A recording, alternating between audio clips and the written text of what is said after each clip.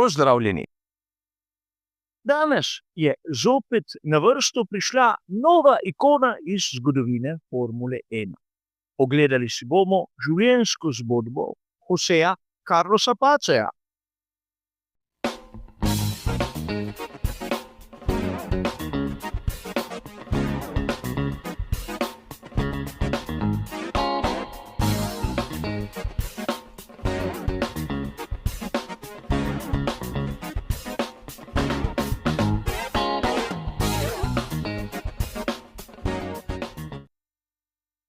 Ime Jose Carlos Pace je mnogim navdušencem Formule 1 dokaj domače, ampak njegova življenjska zgodba nekoliko manj.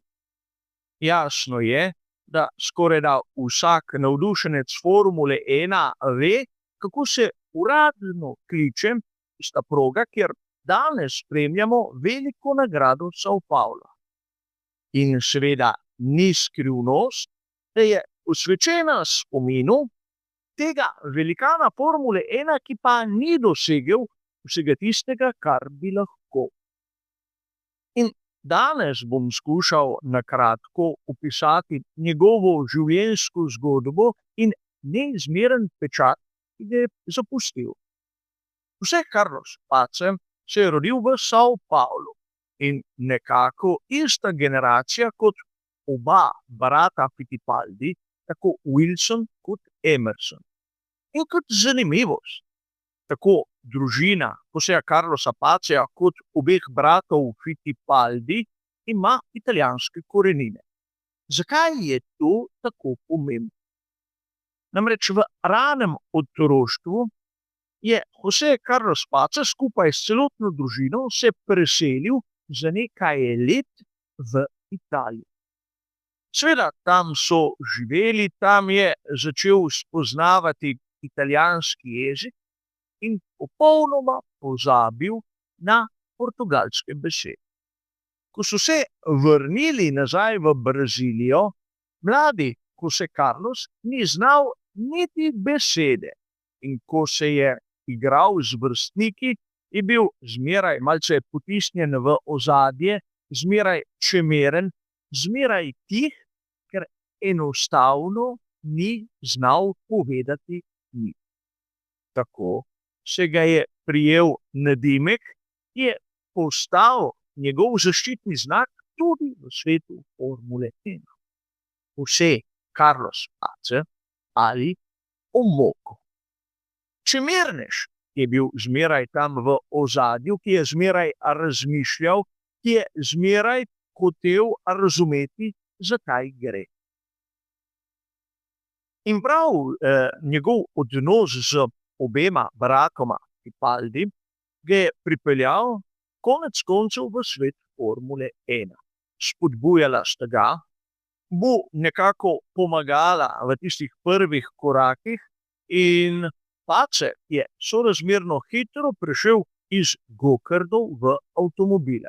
Z gokardi se je začel ukvarjati približno leta 1960, medtem ko je bil že leta 1963 v avtomobilih in enosedežnikih. A do leta 1972 ni dobil priložnosti v Formuli 1. In ko se je pojavila, jo je seveda zgrabil z obema rokama. In tu je treba poudariti neko zanimivost. Najprej je bil Pace prisoten v ekipi Franka Williamsa in vozil je šasijo March.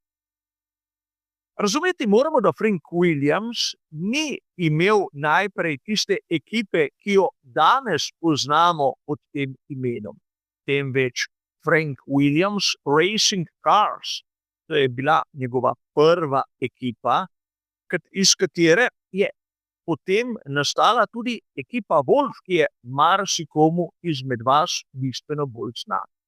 V tej svoji prvi sezoni je Jose Carlos Pace dvakrat prišel do točk in to v tistem obdobju, ko so točke podelili le prvim šestim, da smo si na jasni. Takoj zatem je prestopil k ekipi Sartis, kjer je seveda dosegal dokaj vidne rezultate, ampak nič posebnega. Leta 1973 je bil skupaj z Arturom Merdzarjem tudi član ekipe pri vztrajnostnih prototipih Ferrarija. In kot zanimivost, bil je drugi na dirki v Le Mansu, drugi v Nürburgringu in tretji v Watkins Glen. Torej, še zdaleč ni bil slab. Nato sta se Space in Surtees sporekla in seveda ta Brazilec je pobral šila in kopita ter se preselil k ekipi Brabham. Pri ekipi Brabham je bil takrat lastnik Bernie Ecclestone. In prav zanimivo ju je bilo videti.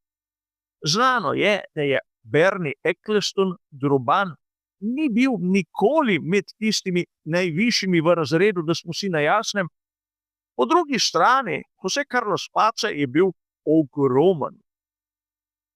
Namreč znano je bilo, da je mnogokrat, ko nekaj ni bilo po njegovem vkusu, dobesedno iztrgal volan iz svojega bolida, ga zagnal in hotel raztreščiti vse. Takšna je bila njegova notranja jeza, takšen je bil njegov karakter.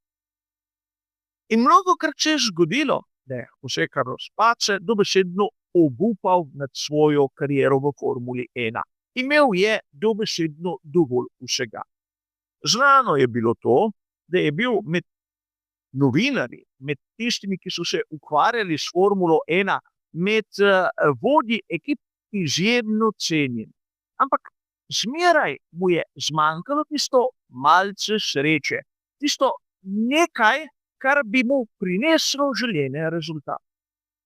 In takrat Bernie Ecclestone je pristopil do njega, ga nekako potrpljal po ramenu in mu dejal: dobro, če si se tako odločil, pa naj bo, ampak dovoli, da te pospremim do hotela s taksijem. In na tisti poti med progo in hotelom je Bernie Ecclestone Spacea prepričal, da se splača nadaljevati s Formulo 1. In ko sta prišla do hotela, sta se že pogovarjala, kaj bo potrebno spremeniti do naslednje dirke. Ampak druga zanimivost, ki je vezana na kariero Joséja Carlosa Spacea, je bila vezana tudi na njegovo čelado. Na bočni strani smo lahko opazili puščico. Ampak na začetku kariere je ta puščica bila usmerjena navzdol. In urbana legenda govori, da je dobil José Carlos Space pismo od neke vedeževalke, ki mu je svetovala, naj puščico obrne navzgor. In tako je tudi storil. Morda je verjel, morda pa zakaj ne, splača se poizkusiti, ampak takoj so rezultati začeli biti boljši. In leta 1975 je dosegel svojo edino zmago v svetovnem prvenstvu Formule 1. Na progi Interlagos na domači veliki nagradi Brazil. Nekako je nadaljeval trend, ki ga je vzpostavil njegov prijatelj Emerson Fittipaldi v prejšnjih 2 letih. In seveda veselje je bilo nepopisno. Omoko je pokazal, da sodi tja med najboljše. In treba je povedati, da v naslednji sezoni ni imel preveč sreče, predvsem zaradi tega, ker je Bernie Ecclestone namesto motorja Ford Cosworth DFV raje sprejel pogodbo z Alfa Romeo, ki seveda so bili tudi že takrat znano ime, ampak njihovi motorji niso bili, recimo temu, najbolj zanesljivi. V začetku leta 1977 se je pa zgodila velika tragedija. 13 dni po veliki nagradi Južne Afrike, kjer je na bizaren način umrl Tom Price, je José Carlos Space umrl v prav tako bizarni letalski nesreči. Majhno športno letalo je tereščilo na tla in tako končalo življenjsko zgodbo enega izmed najbolj prepoznavnih in seveda tudi najbolj priljubljenih brazilskih voznikov v 70-ih. Progo Interlagos posvetili njegovemu spominu in takrat se uradno kliče Avtodromo José Carlos Pace. A ne smemo pozabiti, da tudi Bernie Ecclestone ni pozabil nanj.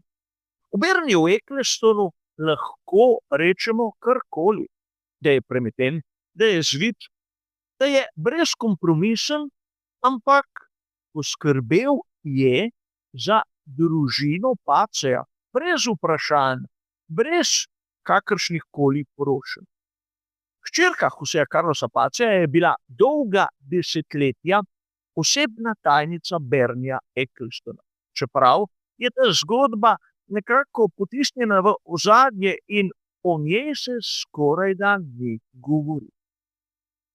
Ampak zaključek te zgodbe je naravnost fantastičen.